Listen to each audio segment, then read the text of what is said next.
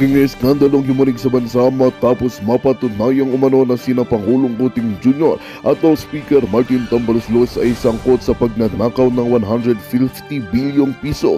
Ayon sa mga ulat, matapos ang masusing imbestigasyon, lumitaw ang ebidensyang nag-uugnay sa dalawang mataas na opisyal sa pagkawalan ng pondo. Dahil dito agad na naglabas ng arrest warrant ang mga otoridad laban sa Pangulo at sa Speaker ng Kamara. Sa kasalukuyan, puspusa ng paghahanap kina Kuting at Tamba matapos silang hindi matagpuan sa Malacanang at sa Kamara. May mga ulat na maaaring lumabas na ng bansa ang dalawa upang makaiwas sa pagkakaaresto. Gayunpaman tiniyak ng mga otoridad na hindi sila titigil hanggat hindi mapapanagot ang mga sangkot. Ilang grupo at mamamayan naman ang nagsasagawa ng kilos protesta upang ipanawagan ng mabilisang hustisya at pagbawi sa nawawalang pondo. Habang patuloy ang investigasyon at manhunt, nananatili ang katahimikan mula sa kampo ni Kuting at Tambaloslos. Hindi pa malinaw kung paano ito makakaapekto sa pamahalaan at sa pangkalahatang kalagayan ng bansa. Samantala, ang publiko ay naghihintay ng karagdagang impormasyon at aksyon mula sa mga otoridad upang matiyak na mananagot ang sinumang may sala. At yan nga ang balitang ating pagkakatutukan. Ngunit bago ang lahat, siguraduhin mag-subscribe at ihit ang notification bell para sa patuloy na pagtutok sa mga silyap ng bagong balita sa tunay na boses ng bansa.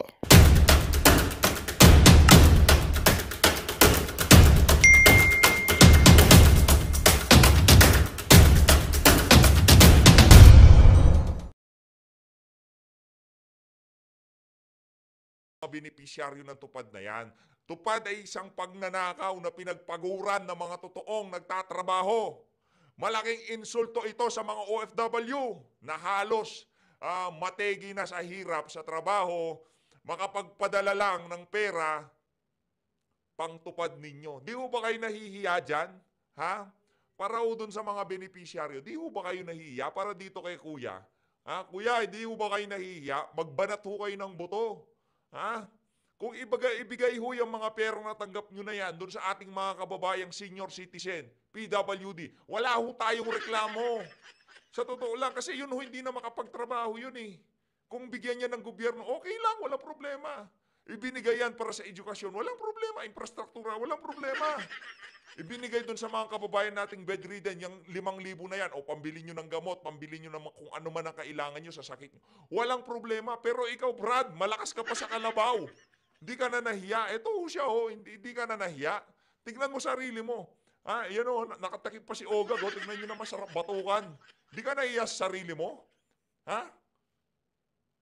Anak ng Petrang Garapata. Yan, tignan nyo naman. Yan.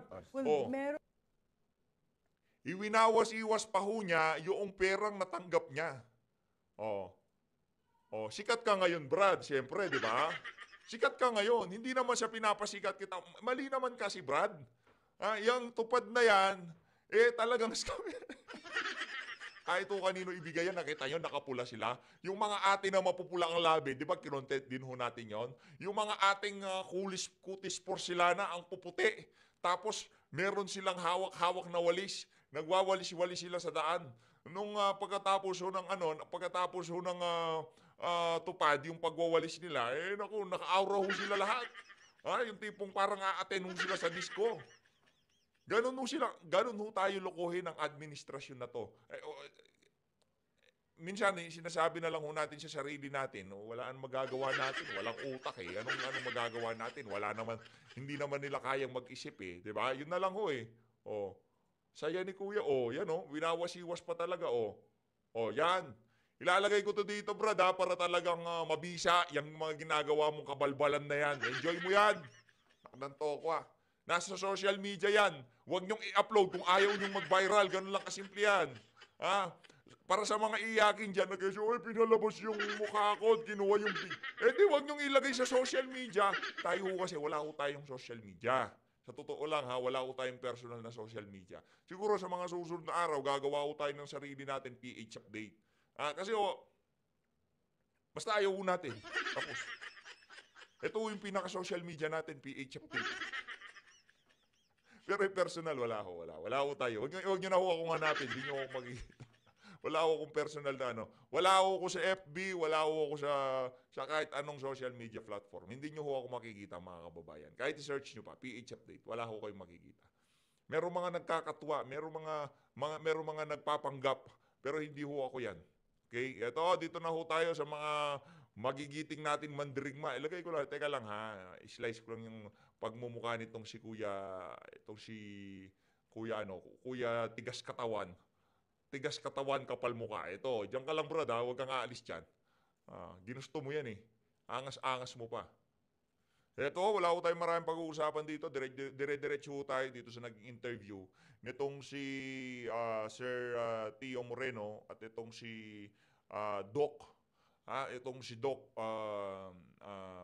Richard Mata. Isa ho yan sa mga kinukonsidera nating pangpuno doon sa ating kulang-kulang na senatorial lineup. Pag nagkataon gusto din ho kasi natin yang si Doc Richard Mata. Yay! Fine.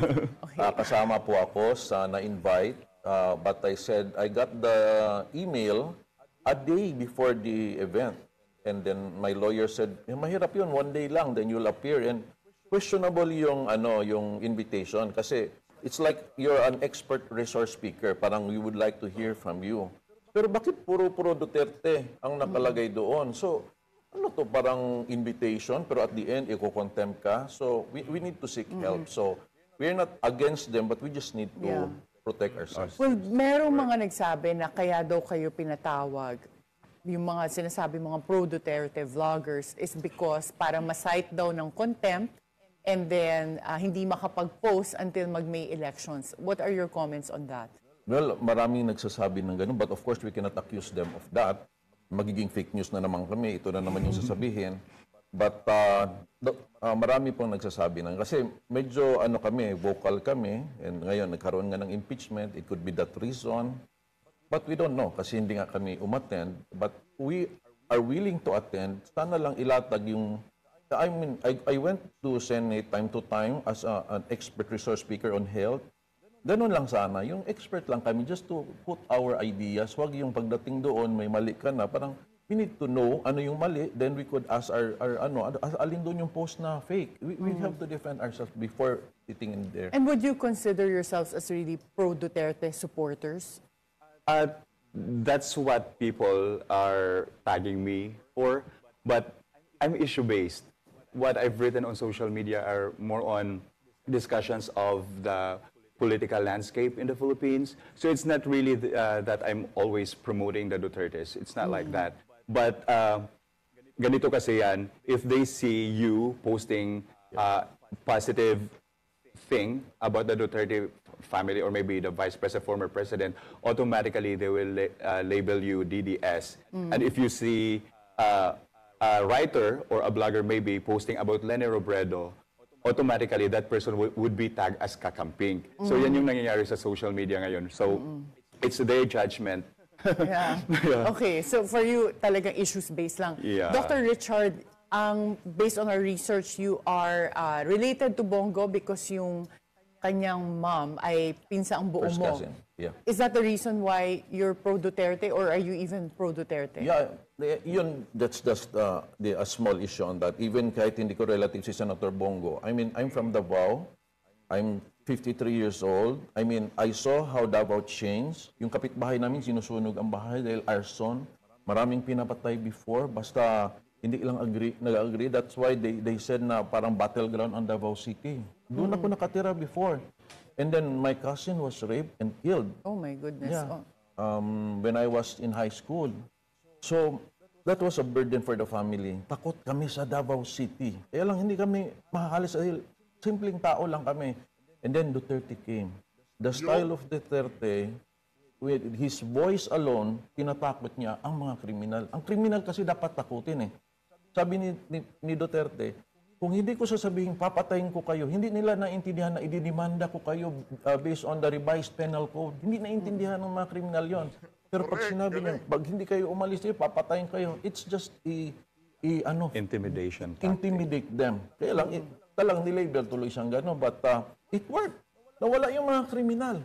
And our kids, our mga bata, yung anak ko, mga babae, we're safer now. So that's the I'm reason solid. why you support Solid. for Duterte. And merong dalawang kongresista. Yun no, kasi pagka na-experience ho nila yung serbisyo Duterte, kagaya sa atin, nakita ho natin kung paano nag-transform ang ating komunidad, ha?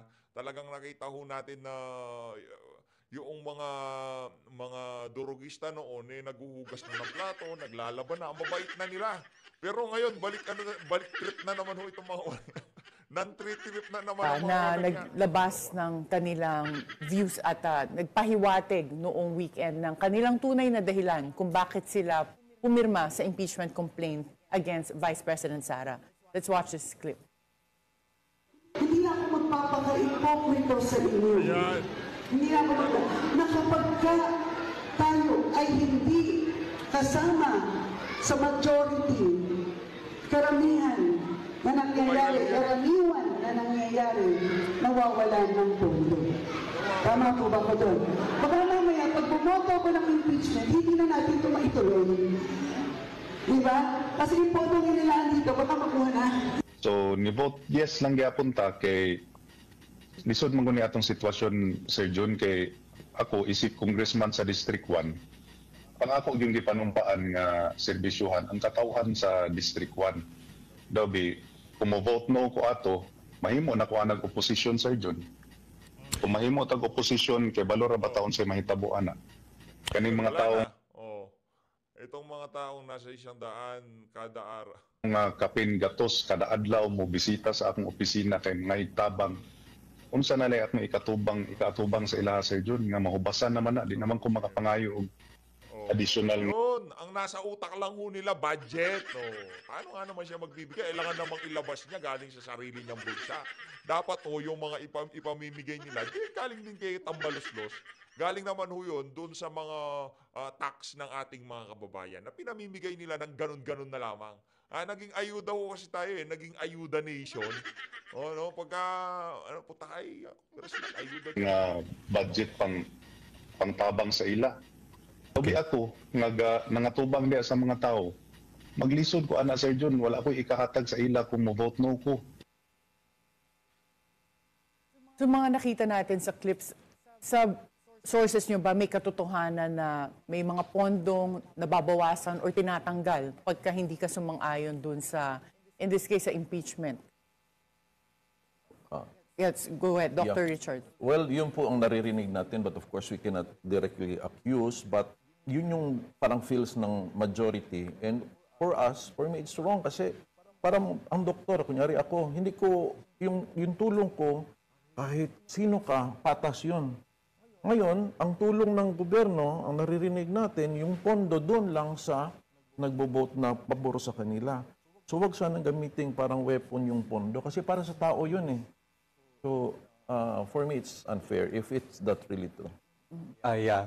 My take on that, Attorney Karen, is the impeachment itself is constitutionally infirm, and at the same time, it's violative to illegitimate democratic process.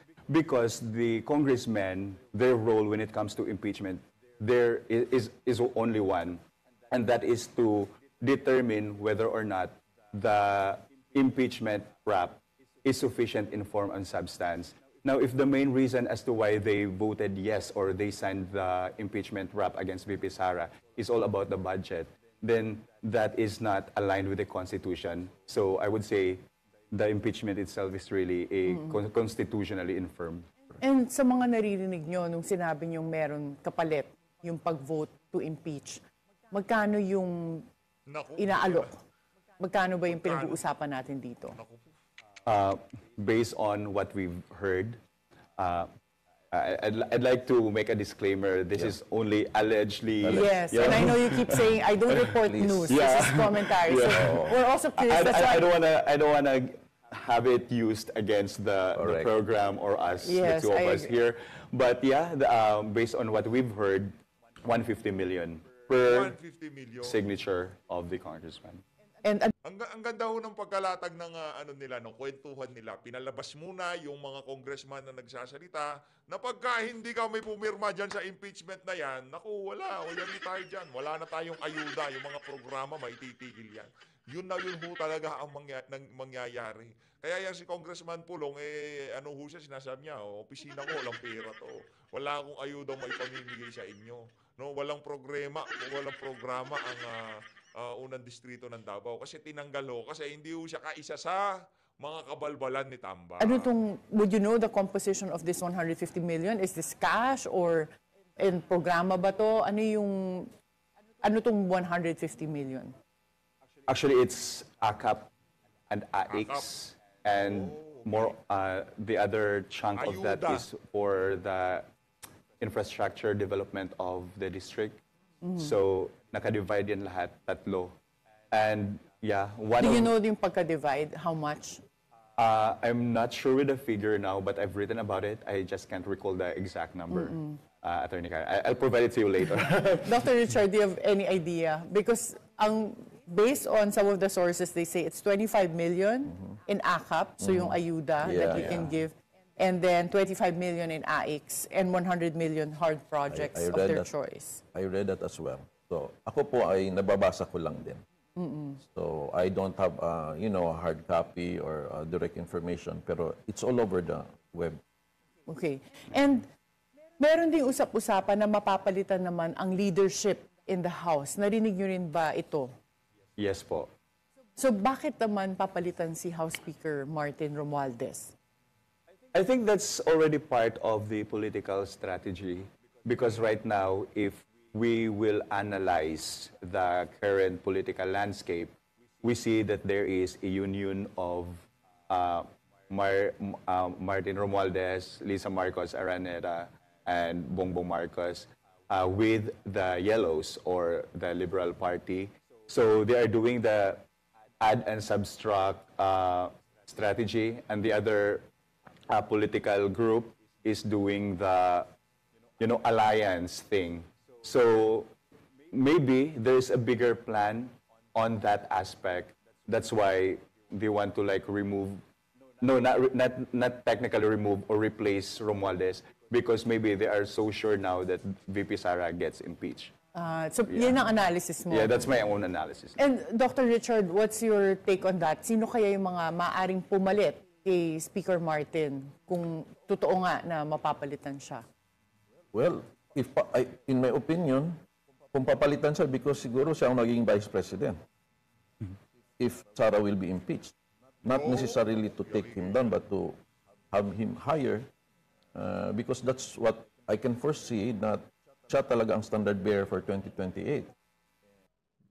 Nagkakabistuhan na, kumbaga yung larawan talagang lumilinaw na dito saan pagkakataon na to.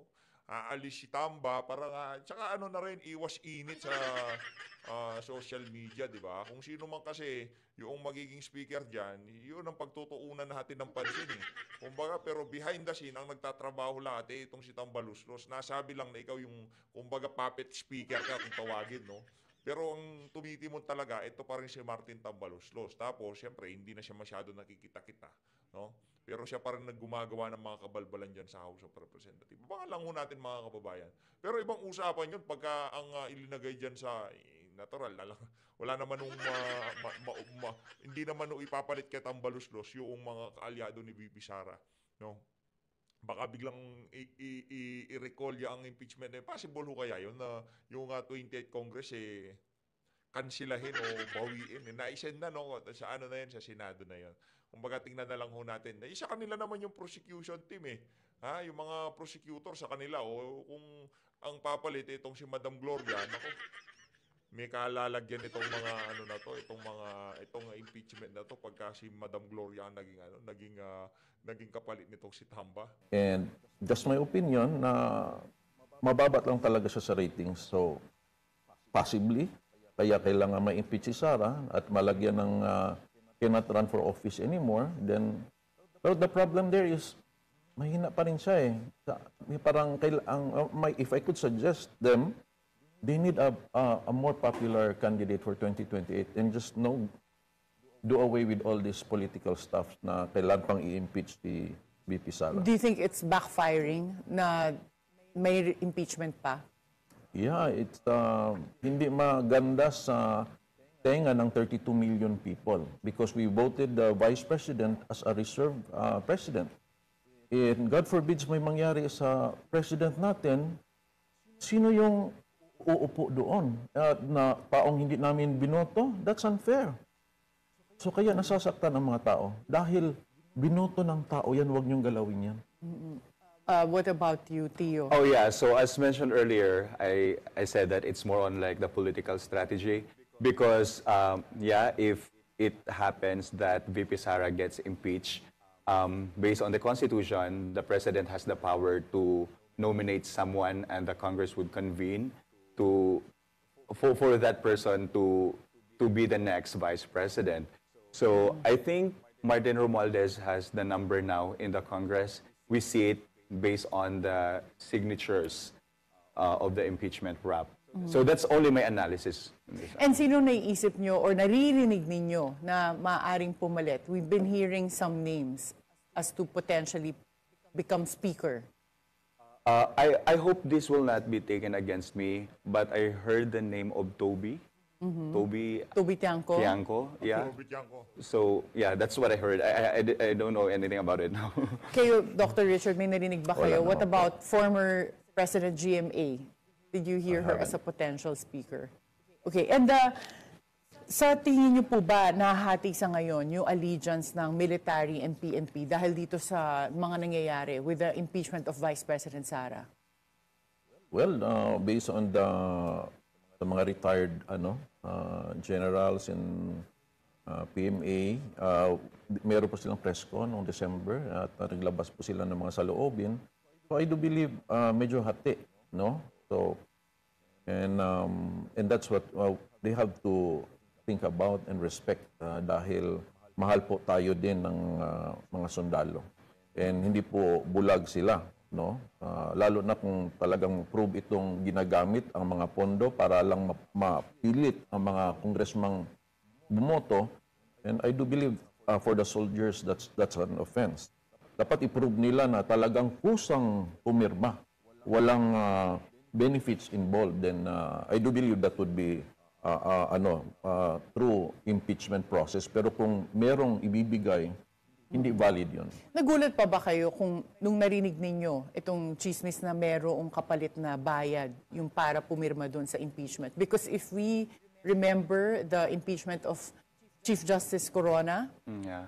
later after the conclusion of the trial wherein he was convicted during the impeachment trial, I think it was a year after where we had some senators giving a privileged speech saying that they were paid in order to vote to convict. So nagulat pa ba kayo na merong palitan ng pera dito? Personally, ako hindi na. As an ordinary citizen who have read the impeachment, the first two impeachment raps against VP Sara, naintindihan ko na these are all baseless allegations, accusations, not even proven yet. But then they made it as the basis for the impeachment. So I think, sabi ko, if our congressmen would really do their job and look at or determine whether it's sufficient in form and substance, sabi ko, basically, hindi madidismiss automatically ang impeachment. But then, it happened now. There are 215 plus 25, right? So yeah, hindi ako nagulat. Okay, and do you think or may naririnig ba kayo na magkakaroon ng special session ang Senate in order to conduct the impeachment trial, considering they've already adjourned? So far, based on the news, parang hindi pa raw nila kayang gawin yon. And I think they would stick to the plan na June pa rin ang pag-resume nila. Sa akin naman, Attorney Karen, is it depends on the results of the midterm elections because if we have Duterte allies, PDP, right? So if by chance most of them would win, I don't think that they would act upon it, right? So yeah, it depends on the results of the election. And right now, with the current composition of Senate, do you think that they have the numbers in Senate to impeach? And again, analysis. Kasi lahat naman ito parang kanina pa tayo. We're giving that disclaimer. Yes. This is your own analysis, right, as okay. vloggers. Yeah. I actually